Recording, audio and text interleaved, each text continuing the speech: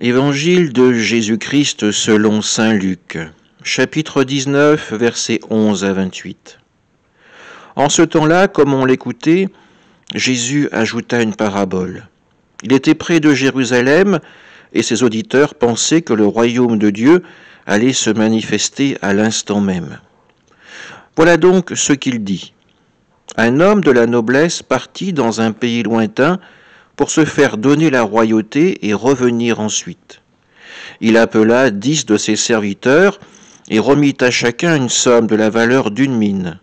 Puis il leur dit : « Pendant mon voyage, faites de bonnes affaires. » Mais ses concitoyens le détestaient, et ils envoyèrent derrière lui une délégation chargée de dire : « Nous ne voulons pas que cet homme règne sur nous. » Quand il fut de retour, après avoir reçu la royauté, il fit convoquer les serviteurs auxquels il avait remis l'argent, afin de savoir ce que leurs affaires avaient rapporté.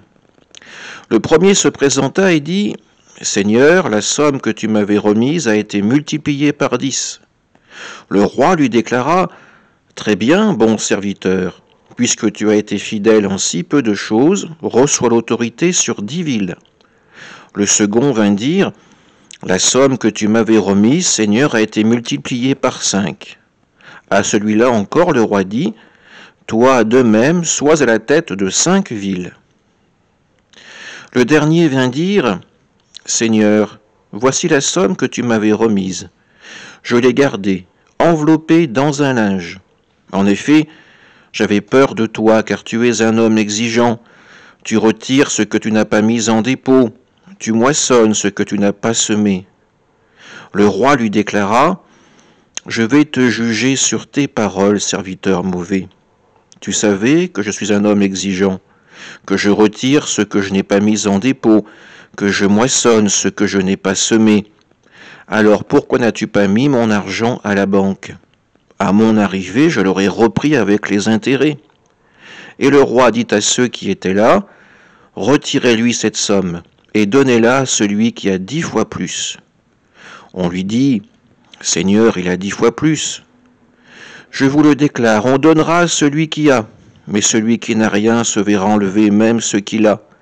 Quant à mes ennemis, ceux qui n'ont pas voulu que je règne sur eux, amenez-les ici et égorgez-les devant moi. » Après avoir ainsi parlé, Jésus partit en avant pour monter à Jérusalem.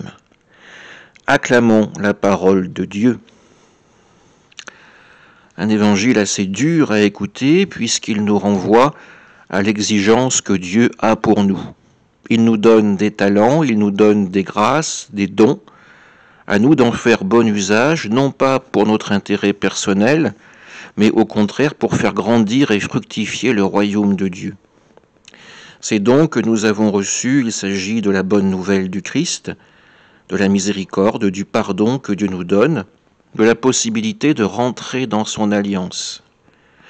Alors nous avons 2 choix qui s'offrent à nous, soit comme le dernier des serviteurs, envelopper tout cela dans un linge et l'enterrer, comme on le ferait avec un mort, ou alors laisser ces dons prendre une croissance, pouvoir nous aider à faire de notre vie quelque chose d'utile à la fois pour nous, mais aussi pour les autres, en partageant ce que nous avons reçu.